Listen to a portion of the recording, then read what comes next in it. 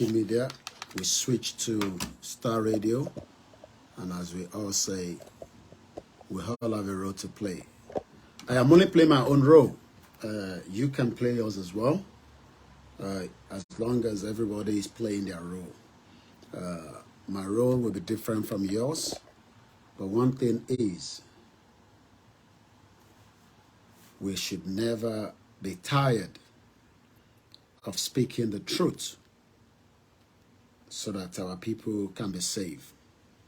Good morning once again to the Koikimedia platform team and those of you that loves the truth. Yoruba nation is non-negotiable. Nobody can negotiate our exit from this contraction called Nigeria. Nigeria is a contraction. It's not working. You should share for anybody. If you like, pray from now till thy kingdom come. It's not going to work. Let me just keep us going with this. By the time I come back, we go straight to the Starr Radio. But for now, as usual, I have something to play, which is this one from Igbowosha himself. I think I can just show it here. I can't play Lati by. I think I can go to the history. History. Let me take a show. Library. All right, let's just go straight to. And just listen to Igbo while I prepare. I think it's this one. So I'm just gonna go back. I'm gonna go back and I'm gonna release it from here.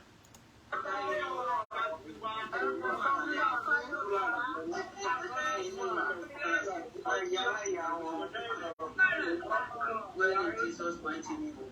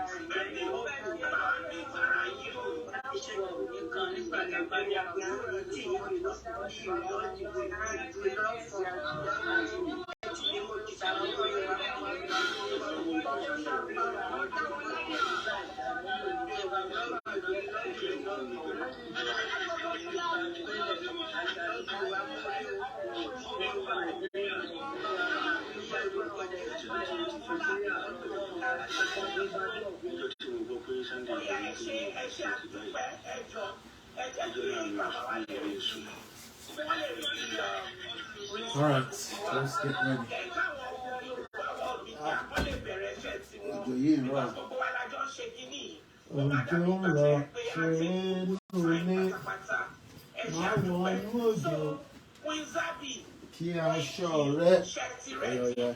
Stop it.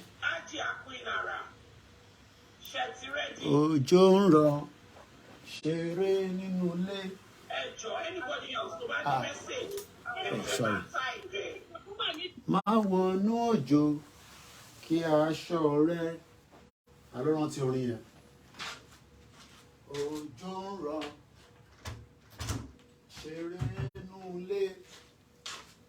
Má wọnú òjò kí aṣọ rẹ má bàa tútù. Òjò ń rọ̀, don't know what you're in. Òjò ń rọ̀, ṣeré nínú ilé. Má wọnú òjò, kí aṣọ rẹ má bàa tútù. Bàbá mi Kúnlé Ṣítà. Ẹ rántí orin yẹn. Ta ló rántí orin yẹn? Mr. Emmanuel Olabi, thank you so much. Mọ́mí mi Kẹ́misọ́lá, ọmọ Tóyìnbó, wọ́n máa kí tọwọ́tọwọ́ kí yín. Èèyàn lálùbáríkà. What God cannot do does not exist. Wọ́n fẹ́ bọ́ kọ̀, ìran Yorùbá máa bọ́ nínú oko ẹrú. Ó máa bọ́ pẹ̀lú ògo Ọlọ́run. So ẹ ká join Star Radio. Ká lè bẹ̀rẹ̀ iṣẹ́ takuntakun. So let me call Archie. Archie. Star Radio UK. Skype. You know, ló máa ń lo Skype. You know. Ṣé mo pé ìlú tó ń ṣe Skype yẹn is a very very small country. Kẹ́ wo iṣẹ́ tí Skype yẹn ṣe káàkiri. Bẹ́ẹ̀ ni òtútù tí mi gan ti tutù rẹpẹtẹ sí bíbá. Ẹja pè sí.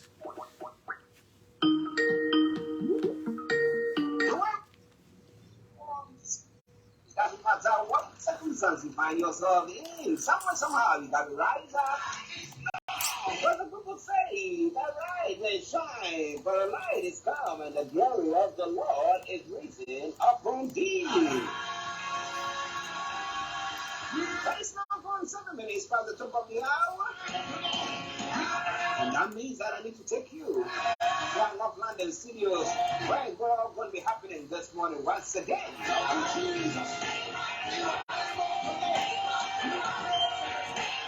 So stay tuned, don't you go away, even as I go. And welcome, the one and only White Lion is up. My colleague representative, Mr. Lion Koiki. And let me say, yummy. Good morning to you. Very good morning to you, Mr. Archie, and a good morning to our listeners and viewers from around the globe. And welcome to the last day of the week, but not the last day, because tomorrow we still have a lot on the Star Radio Network. On Sunday, we have all the programs lined up from the morning power hour to all other programs. But for now, it is a beautiful weather. It is raining outside, and I believe that was the reason why my wife kept on insisting that remember to take the children's raincoat when you're going out. Maybe it's going to rain up till afternoon. But I say good morning once again to Frank and also the rest of the presenter, and also good morning, good afternoon to those that have connected with us on the sister broadcast close to me here. Good morning, Mr. Archie. Good morning. Hope the family and everyone is doing very well. Well, like I always say, the Chinese or the Koreans say when the business is doing very well, then the family are doing very well. The family are doing very well, just like you always ask. Yes. We thank God for that. All right then. Now listen, let's start already. You can miss your line with Koikimedia presenter in our North London studios, where we're going to be bringing you everything that you got to know from Nigeria with the update from Nigeria. Now let's kick it off this way. Now yesterday we had the president trying to, help. Let me put it that way: help those who are being affected by the removal of the subsidy, the fuel subsidy. And we're asking ourselves, where is he going to be getting the money from? Now today, as of this morning, we know that they are saying that they're going to give everybody a tenner. $10, if I say 10, people will think that we're talking about the pound. No, $10 monthly.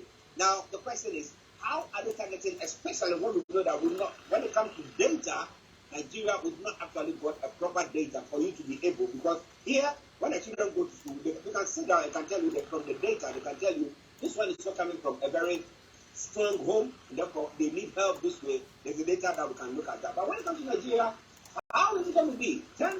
Where is the government going to get that money from? Are they actually going to be able to do that? Yummy. For years, we've expected that, by now in 2023, Nigeria will have, a good record of every Nigerian, even up to the remote area, whether they now have, what the government will be able to pay, the substantial amount of 8,000 naira, which you've talked about. That's about $10 equivalent as well. Data capturing that I can say is that Nigeria do not have it. We have a lot of information that keeps on, submitted as Nigerians. I remember traveling to Nigeria in 2017, and I had to apply for my name because that needs to be linked with my account in Nigeria. Up to date, I don't have, the original card. What we were given was a small slip. And billions of naira have been invested into data capturing. Already, there's been a lot of those that are against this, because this is exactly what the former president Muhammadu Buhari did, sharing money. And the question is, who and who will receive these? We know that Nigeria have about 130 millions of Nigerians, quote and unquote, living in abject poverty. They can't afford $1, not to talk about the $10. So the $10 is a lot of money for those that can't afford the dollar. But already, anti-corruption activists has warned Tinubu the proposed 500 billion palliatives, guess what, could be looted. That is from their own side. The governor of Kano State is already faulting the distribution. And the reason for that, again, the Kano State government has faulted the distribution of the federal government allocation of 500 billion naira through the Bank of Industry to support small-scale industries across the country. This is going to be a tough time.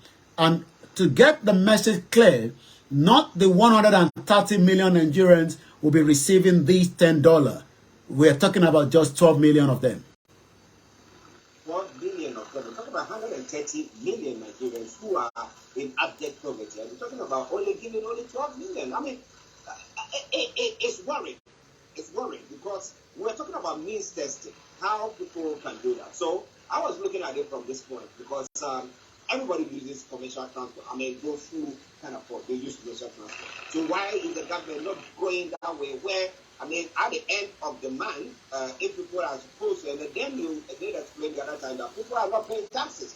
So at the end of the month, if you submit your bills or anything that should be calculated to see how much you've made or the profit that you've made, then it should be calculated there that, look, out of that, you bought fuel of so much. Then government who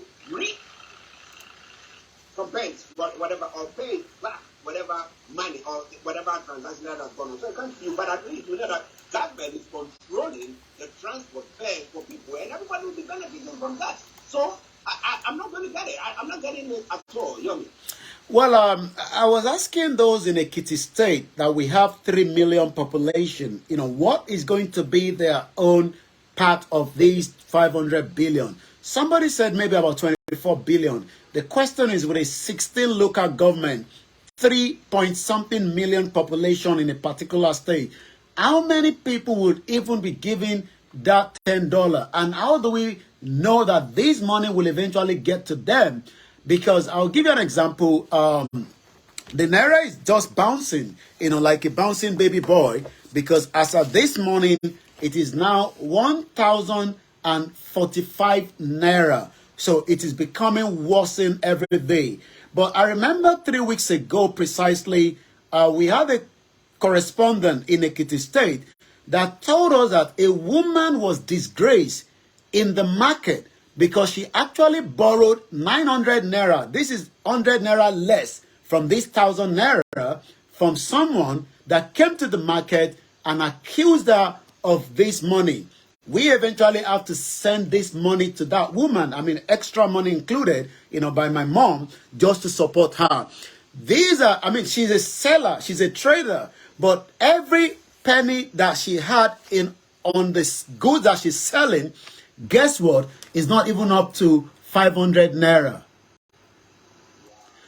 Not that Nigerians are not ready to work, but again, Bola Tinubu, the president, have declared state of emergency in the food sector, which is a good, welcoming development, because the reason why these traders are finding it difficult to bring goods out of the farm is because the farm has become a no-go area.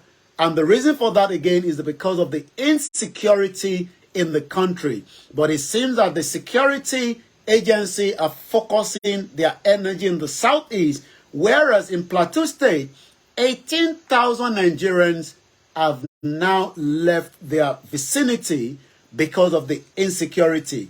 Over 384 people have died in the last 3 months in Plateau State. In Sokoto, the terrorists are now asking people to pay taxes. If otherwise, they will not be able to live in those areas. Wow. Listen to Starr in the UK. And the stories that come from that part of the world, that was me. But let's come to the president and, first of all, Senate approving the service chiefs. Okay? So they are expected to be up and running, seeing to the spirit. So the president might say that, look, I'm not putting the cart before the horse, I put the horse before the cart. So you should be able to pull it. But we've not had strategies by this security chief to help combat what that menace that is going on. Because now that the president is saying, look, I'm going to do how many hectares of land for farming, who is going to go there to go and farm? Is it the military?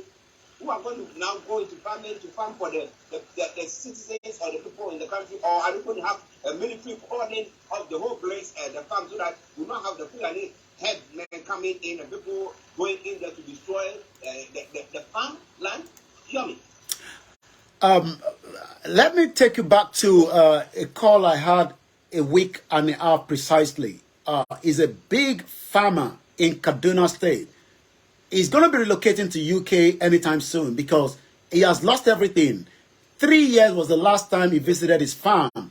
34 of his workers were kidnapped. One was killed. Millions of naira were paid for him to return those farmers back. Not only that, thousands of tons of grains was burnt by these Fulani terrorists. He cannot even drive his own vehicle. That literally means that he has to disguise by going on the public sector because of not being attacked. These are farmers that have invested heavily. How the security were not able to provide the security for him? I did ask him.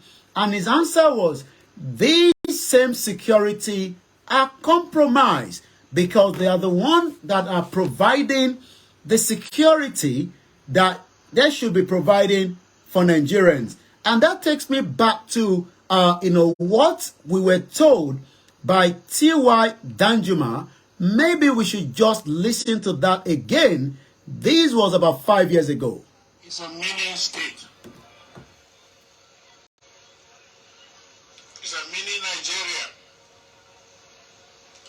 composed of various ethnic groups living together reasonably peacefully. But the peace in this state is under assault. There is an attempt at ethnic cleansing in this state and of course in all the riverine states of Nigeria. We must resist it. We must stop it. Every one of us must rise up. The armed forces are not neutral. They collude. They collude. They collude with the armed bandits. They kill people, kill Nigerians. They facilitate their movements. They cover them. If you are depending on the armed forces to stop the killings, you will all die one by one.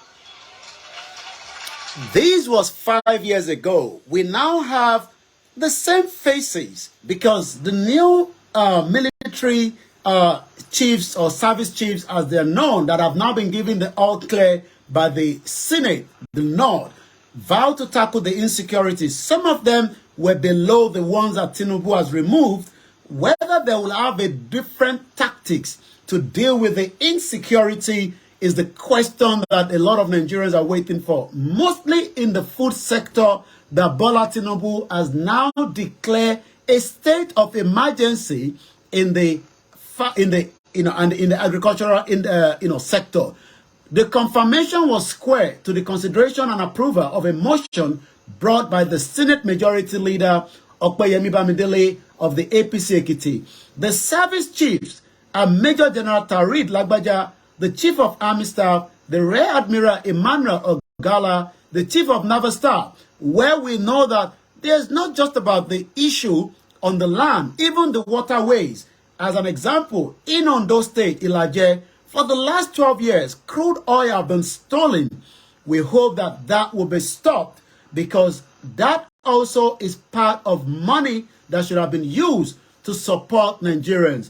But the real question mark is, how do we resolve this problem? According to the Chief of Army Staff, Major General Tarid Lagbaja has now also directed troops of the Nigerian Army to assert control over the regions where Simon Ekpa, the leader of the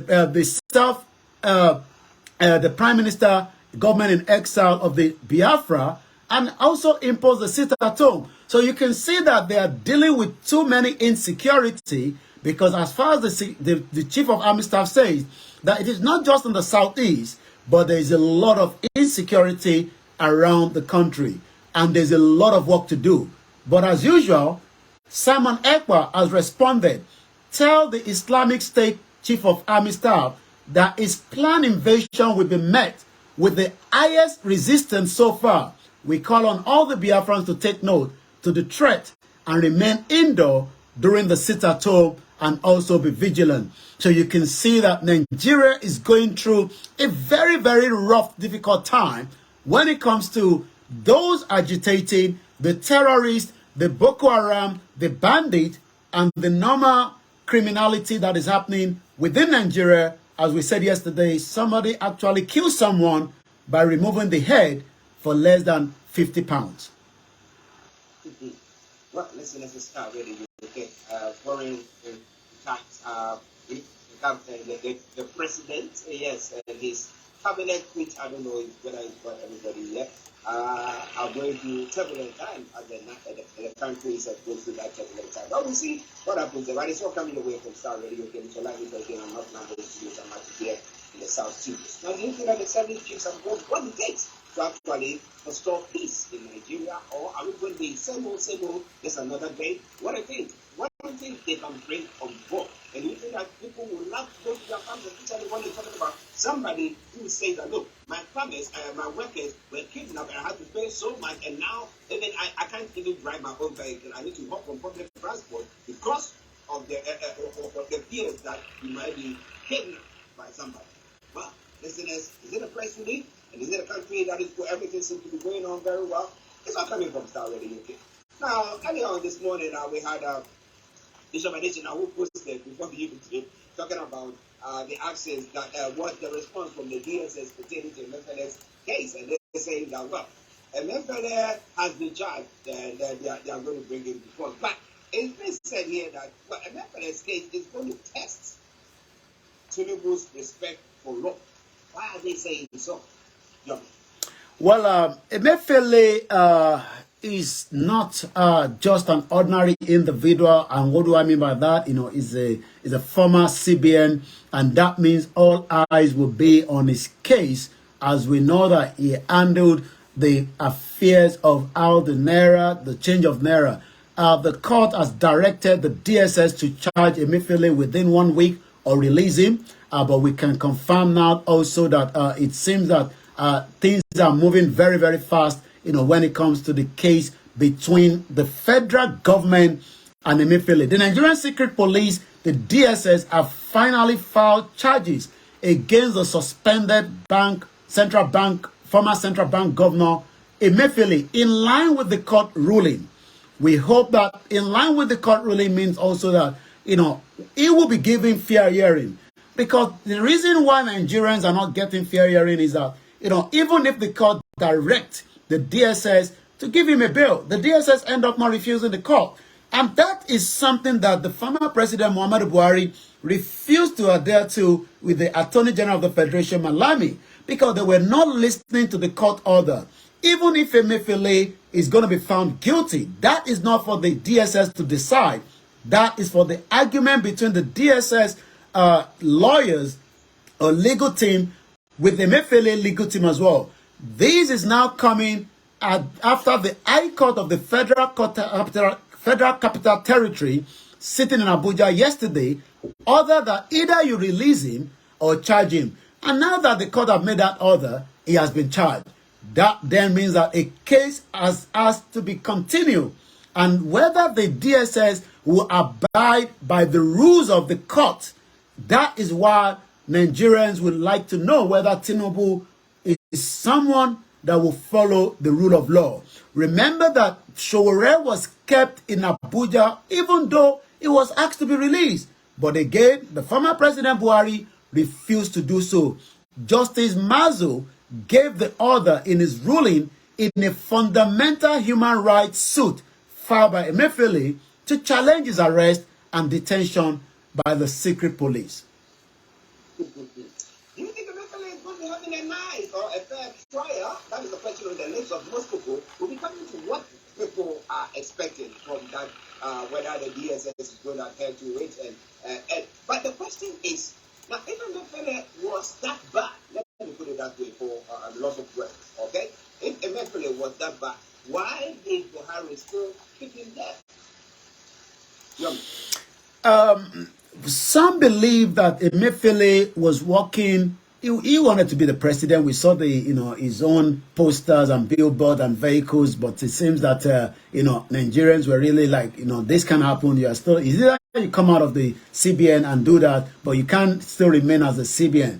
He wanted to have a study leave, but Buhari guaranteed that nothing is going to happen. Maybe he would have run away in December when everybody was asking, where is Emefiele? We were told that he has never had holiday before, but all of a sudden he decided to go on holiday in December when the pressure was boiling very hot. But the question is whether Emefiele was working in line with derailing the upcoming election or was going against the act put together by the CBN for some of what he has done, especially the change of money that led to the death of so many Nigerians. Because, we got to be honest, we don't even know how many people died during the period of that change of money. But we saw elderly women. We saw people going naked in the banking hall. We saw people saying, I have money in my account, but for whatever reason, the bank refused to give me the money. All this was what Emefiele was in charge. How the DSS will now be able to prove that Emefiele was working against Nigerians, not literally working against Tinubu to become the president, even though at some point Bola Tinubu say, if you like, change the money from red to pink, we will win this election, and he has eventually won the election, even though the election tribunal will determine whether he remains the president or not. Well, it's interesting. But do you know the charges that have been preferred against Emefiele at all? Do you have a list of it? What are the charges? Well, however, in a statement that was released yesterday, the DSS has charged Emefiele to court. The secret police said they had filed charges against Emefiele in line with the court ruling. Peter Afunaya, the same person that spoke during the invasion and assassination attempt on the life of Chief Dr. Sunday Igboho, said that the squall to the Abuja High Court today, which was yesterday the 13th, the Department of the DSS have now gone in accordance in the court compliance. The public may recall that the service had in 2022 applied for a court order to detain him in respect of what you are asking me today, criminal investigation, though he was able to obtain a restraint order from the FCTI court, the services. However, the arrest made in June last month on the strength of suspected fresh criminal infraction information, one which forms the basis of his current prosecution. The services assure the public of professionalism, justice, and fairness. I don't agree with that, but we just have to accept what they're saying, because Nnamdi Kanu is now 2 years in the custody. The court has thrown out all the charges against him, but the DSS refused to obey the court order. We are now waiting for the court appearance that is going to happen through the legal team of Nnamdi Kanu. But Emefiele was suspended square to the ongoing investigation. The former Apex Bank was arrested on the 10th of June, over a week after President Tinubu was sworn in. So the reason why he's been arrested has got to do with issues to allegations of so many information that the DSS believe that he should have been arrested, but he used the influence of the presidency not to do so. And they say when the new sheriff in town, the game must definitely change. Well, listen, this is Starr Radio UK. What is happening in Nigeria? 11:31 now. Let's move on to some other stories. Now, let's quickly look at my apologies, please. The Southeast governors who are on their way to go see the president pertaining to the insecurity. Well, we have Samuel Ekpa saying that make sure you stay at home. Now, whatever is going on in that particular part of the country is by the fact that they cannot. The government are saying that they don't have control over it, so they cannot do anything. Anything that they need help from. But you know, they're going to see the president. It's going to make the president say, you know what? Buhari promised that he couldn't do anything, but the charge, the case has to go to the court that with Nnamdi Kanu, and then after the court ruling, then he will make it. And then if the Stephen find him guilty, then you can say that look, giving him a presidential pardon and therefore you can release him or something of the sort. But he wasn't found guilty. The case was thrown out, and they decided to hold him. You do not by this cabinet going to see the president. Maybe you have a real look at it and think that look, the best way forward is to release Nnamdi Kanu. Jump. I did listen to Simon Ekpa yesterday on his State of Nation address, and he said to all the Biafrans that 3 of the governors that also travel to Abuja called him, and the call was to say that they have not traveled to get Nnamdi Kanu to be released, but they've gone for something different, and that you can only take from what he's saying. Even though what the governors are saying, it might be a little bit different. But what we know that the situation with Nnamdi Kanu is that Nnamdi Kanu was kidnapped by the federal government of the former President Muhammadu Buhari and Yemi Osinbajo, that we thought that as a legal expert, it would not have allowed such to happen. But as we say, it does not make any difference whether you have this kind of knowledge, because Nnamdi Kanu case is a test of time for the federal government. You wanted to apprehend him for terrorism or treason charges. You kidnap him, you rendition him. That is against the international law. But what the Biafra are saying is that release him back and obey the court. You wanted him, you've had him in your custody, but you are still not obeying the court order. And this is bringing a lot of pressure. I listened to one of the senators in Anambra, Ifeanyi Uba. Ifeanyi Uba wanted to also bring out his own small little security vigilante, but he has a little bit toned down and now asking whether they can have a kind of conversation between the Finland government and Nigeria to be able to look into the directive that Simon Ekpa is giving from Finland, because it seems that the directives have been listened to by so many people on the ground. Nigeria government is losing billions of naira every week, week in, week out, because the sit-at-home is going Monday every week. But the one that went past was a week, and the one coming now is going to last 2 weeks. And that literally means that there will be more pressure on the ground.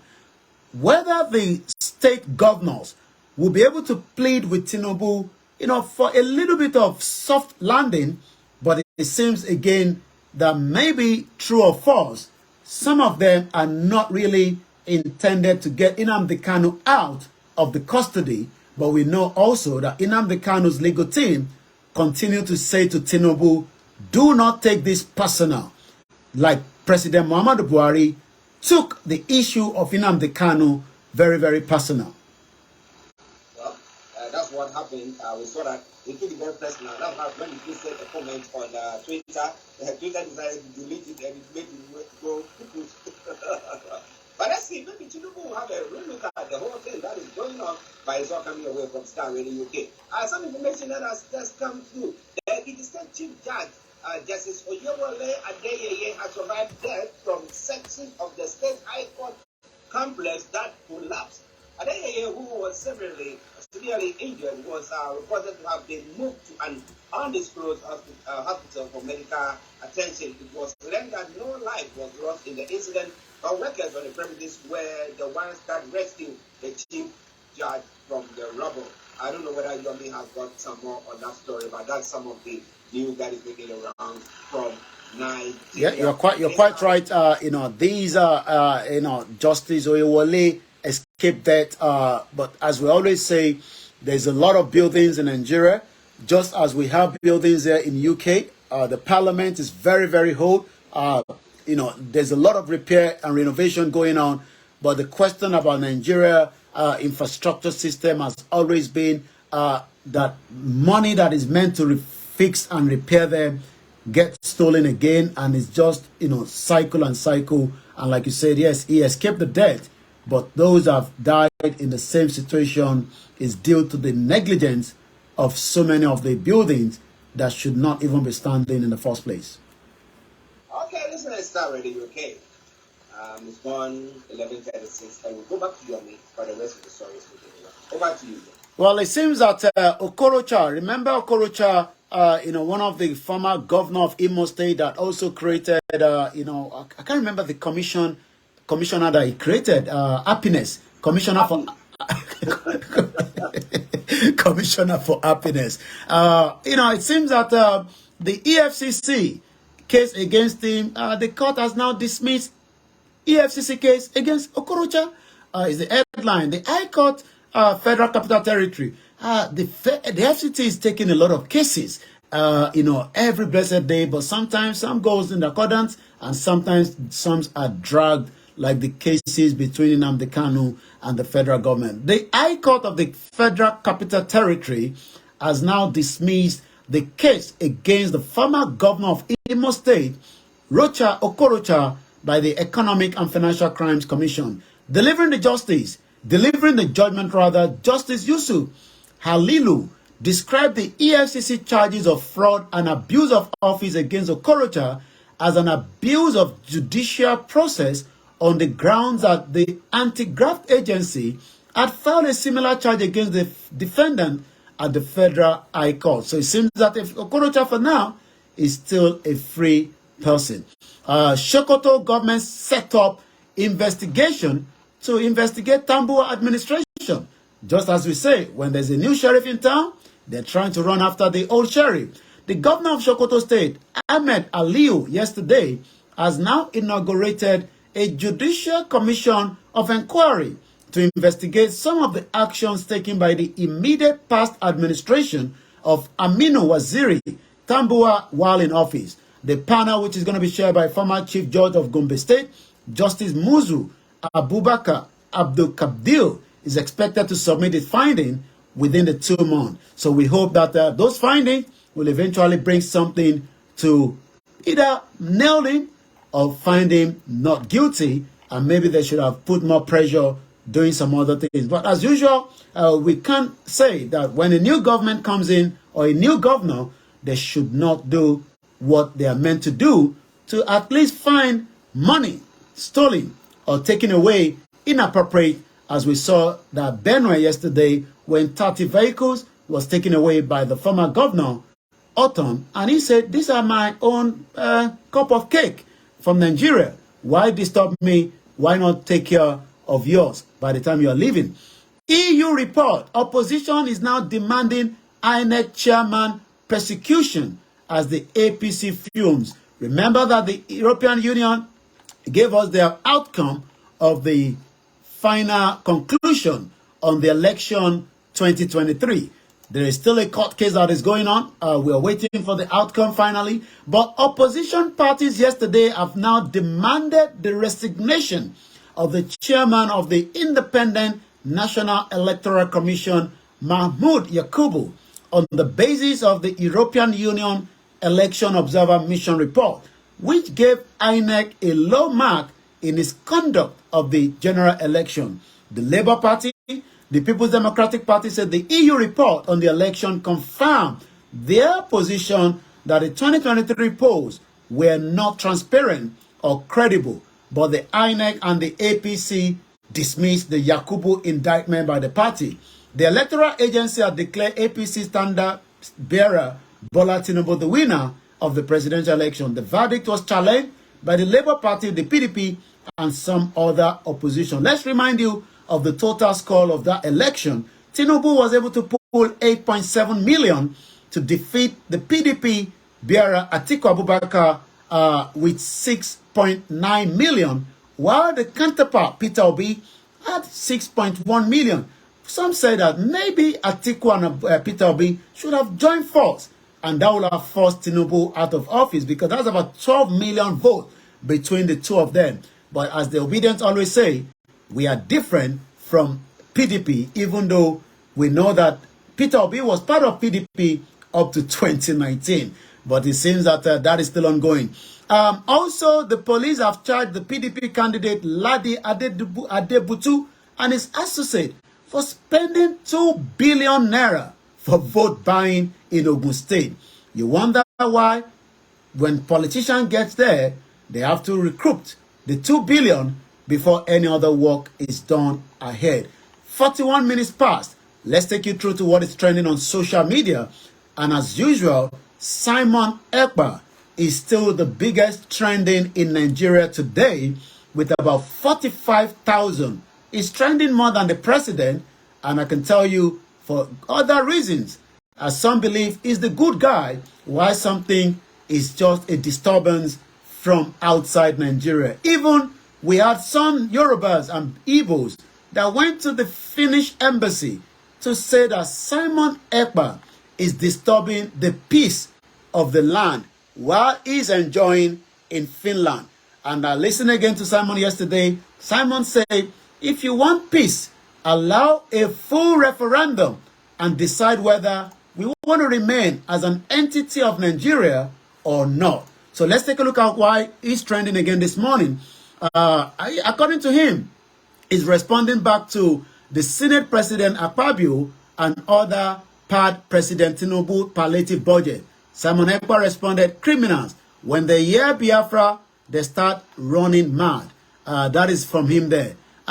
There's a lot of different messages. This one is coming from at Eze Patrick Tweet 1.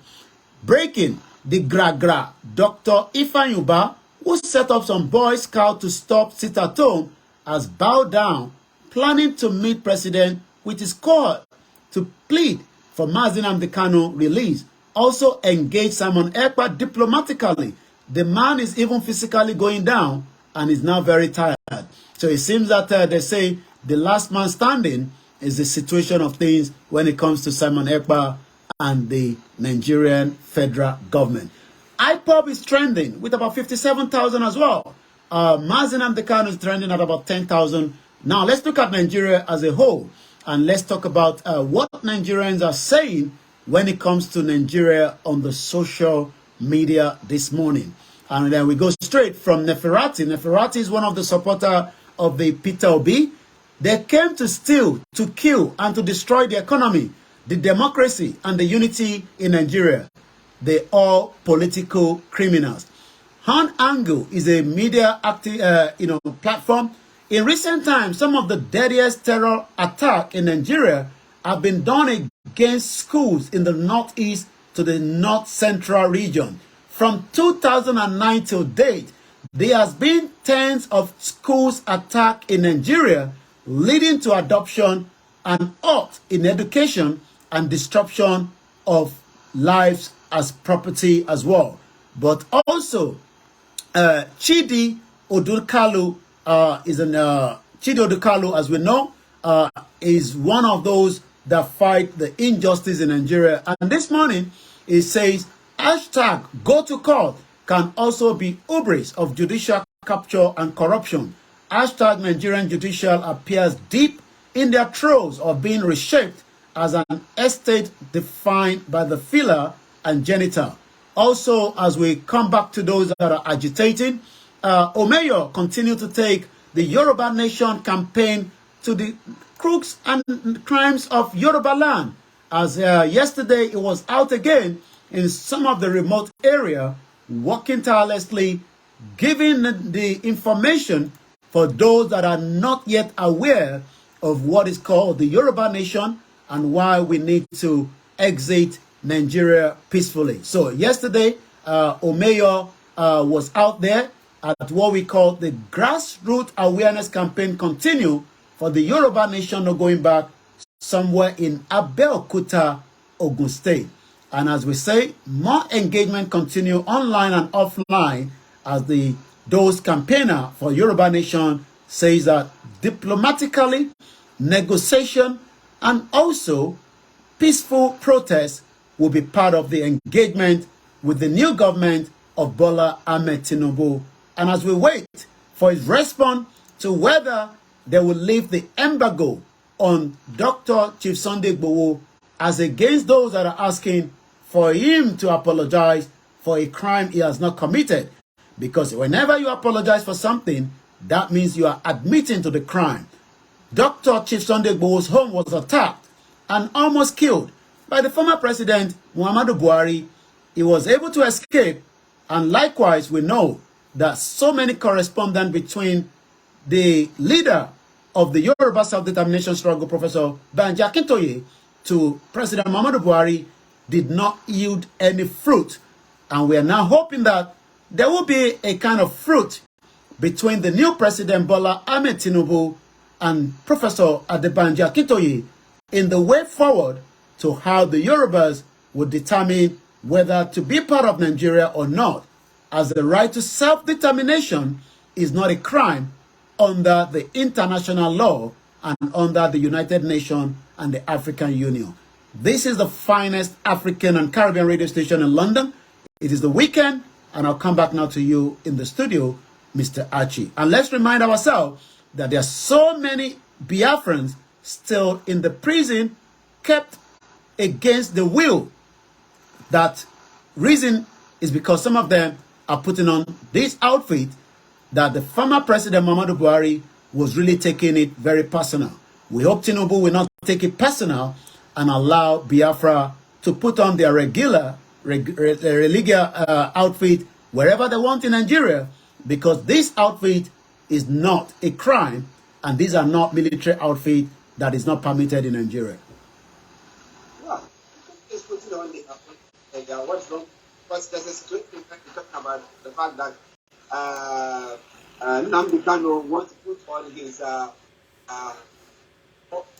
and they said they are not allowing, the DSS will not allow him to wear that in prison. They are not allowing him. I don't know whether they're giving him a prison uniform to wear, but it is already okay. Now, interestingly, was it sometime this week or last week, we had the president of Benin visiting President Tinubu. Did you capture what was discussed? Well, we know that Tinubu met with him as well, during the France Global Summit. There was picture, but we didn't know what was the conversation. And Friday, 2 weeks ago, you're right, Tinubu had, the President Patrick Talon in Abuja, just as some of the African presidents have been visiting. It was a closed-door conversation. There was not any press briefing after that. But we do not have any intel or information of what was discussed. But we know that, as we always say, Benin Republic is just part of Nigeria.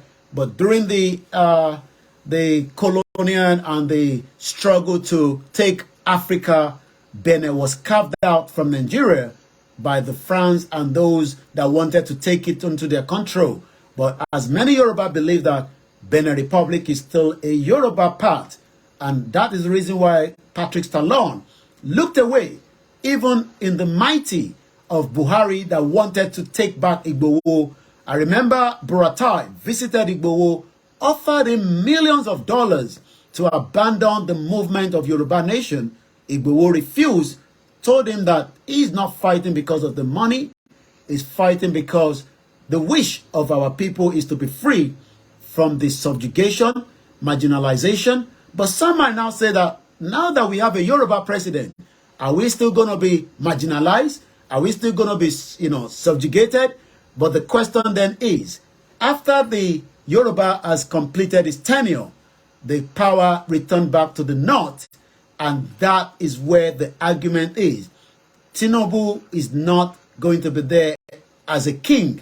He's only there to manage the affairs of Nigeria. So we hope that whatever the outcome of the meeting between Talon is going to be a fruitful one in the long run for Dr. Chief Sunday Igboho, that is in Benin Republic, that has been given what we called humanitarian protection for his life while he was running away, like Tinubu did in the 90s.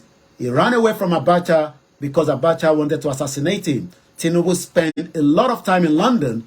Even at that time, he said, I do not believe in Nigeria. But now that I picked up another article that Tinubu, gave in 2017. And that article stated clearly, let's see if we can get that out. This was in 2017, September 24. Tinubu said, Biafra, don't condemn IPOB, Tinubu tells Nigerians. And today, he's now in the affairs of Nigeria. We hope he's not going to condemn the Biafra just as he said so in 2017. We know that things have changed, but always politicians must stick to their words. Well, it's just 6 years ago that he made that statement. So let's see what happens. Do you think that there's a chance, a slim glimmer of hope that there's going to be maybe a referendum? We say, well, okay, that's what you guys are saying. Let's try it. Let's see whether those in the southeast and the southwest want out. Do you think Tinubu will do that? Well, Tinubu is still observing. Like I was saying this morning, is a new. He's not new in the game. He was a governor for 8 years, but he's the only president that we have that is kind of a little bit different from the ones that we have had before. We know that Jonathan was at the time a deputy governor as well, until he was brought in to become, the vice of Umaru Umusadar Yaradua that died and, gave Jonathan that privilege. Jonathan is also well read.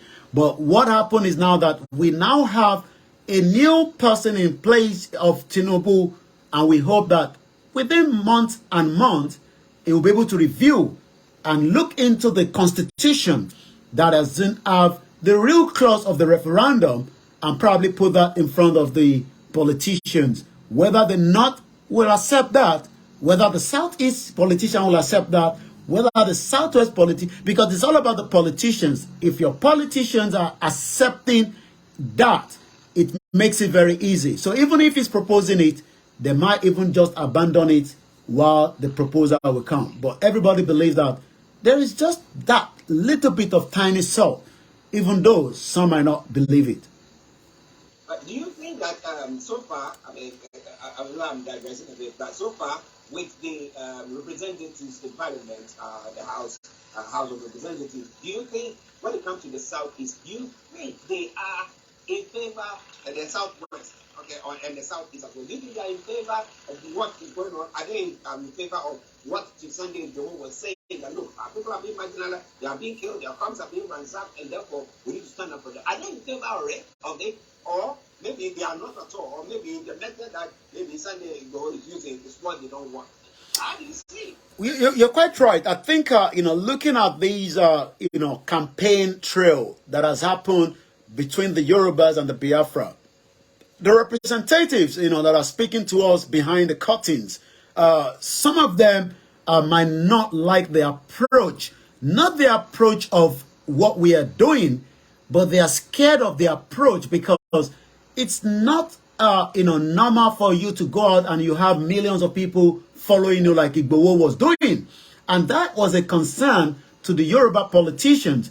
I've heard the politicians, Ifeanyi Uba stated it clearly that if we do not believe Nnamdi Kanu has control of the Southeast, and that literally means that even though he's been kept in the custody, there is still people outside and outside the country that are ready to do whatever command he gives.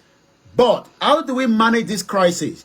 When you look at the Scottish, The Scottish have now had a party, the Alba Party, that is pushing towards the referendum, even though they've been given one in 2014. But those that are saying that we can't remain one if we do not come on the round table. The round table discussion must happen so that we can move this situation further so that it doesn't end up to be the Sudan that we are looking up to right now. We're going to break. Just one more, because the conversation is interesting and people are listening and some are asking me some questions. Now, do you think that if let's say Yoruba nation has a political party, they form a political party, and we have the IPOP also form a political party, who are all now represented there, do you think it will make a difference? Well, I was reading through, Bashegun. Bashegun is the leader of the UK Ilano. And he actually pointed to what you discussed right now, especially for those of us that wants to, campaign from UK. And what he actually said is that review by a selected committee of the House of Commons require a referral by the Prime Minister. We have no political influence. A Yoruba party in UK is one means of getting that influence. The Yoruba diaspora is large enough to sustain a party. We could generate enough noise by taking part in the upcoming by-election. That is another area that he thinks that we can make our case heard in UK. In terms of Nigeria, you can't stand as an independent political party. So that literally means that you have to speak to some of your representatives, and some of them, especially in the Southwest, refuse to come on board because of Bola Ahmed Tinubu's ambition to become the president. Now that he's the president, maybe they would now start looking into the future that we should remain in Nigeria or not. But one thing is, you can't stop those that are asking for the right to self-determination, since it is part of the right under the United Nations and the African Union. But as we say, time will tell, because those asking for this right did not start 3 years ago. That right has been part of the independence that we got, but that independence was destroyed during the regional government that led to the military controlling Nigeria for a very long time. We are now on the second decade of the non-interference of democracy in Nigeria, but yet democracy is not getting to the people as quickly enough as possible. Well, the fact that our democracy is young, that's why we are not saying what we are saying, so we should give it a bit of time. Do you think that would do? And when democracy that's the rule of law, and people are not respecting the law, and they say like, yeah, we have to just take it like that way. How do we do it? Bishop Adesina, once again, good morning to you. So kudos Starr Radio, kudos to you as well. Thank you very much for the posts that you gave on earlier on. Yomi, is there any special activities for Elamo Odua and then the IPOP or whatever? Do you have any activities planned for the weekend? Is there anything? Well, it's more of the the culture and the festival today. There's an event happening in Ibadan. It's got to do with the Yoruba culture, and likewise, that is going for 2 days, where there will be culture of Ifa and all that. So that is already going to be happening within the next few hours. That is also part of a campaign trail, just as we talked about. Omeyo was out yesterday. So majority of the presenter of both the Biafra and the Yorubas have continuously educate many Nigerians that needs to know why we need to break apart.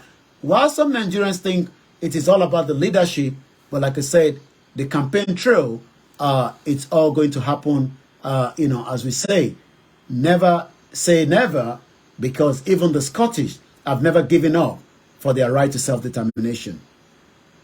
Well, listeners, it's been a lengthy one, but I hope that you enjoyed it. Let me say thank you very much before you go. Thank you so much, Mr. Archie, and catch up again on Monday morning when we continue with the update. Well, listeners, let's say thank you very much to Mr. Raimi Koikimedia for that wonderful update from Nigeria. We took a bit of this time, but I know that you were enjoying it, and therefore we needed to go. But the president said, you know what? I'm going to give $10 to everyone, and about 12 million people. Well, that was a long one. I'm going to cut down now, and we might come back later for other program. Mokibu Walen Konsi. Have a very good afternoon. My name is Olami Koiki. Mokila Konsi, my own princess Omonwu Melaba Androti. Thank you so much to everyone that have joined the Starr Radio UK. We'll be back again for the Monday headlines and update, but on the Yoruba Nation campaign, the struggle continue. Mokila Konsi. From wherever you're watching, enjoy the rest of the afternoon. Barika, the Jima, family Muslim brothers and sisters, and the Christians who are not. What God cannot do does not exist. It's not about fight. It's all about explaining to each other why we need to sort ourselves out from this contraction called Nigeria. Mokiyo Lenkonsio. Bye for now.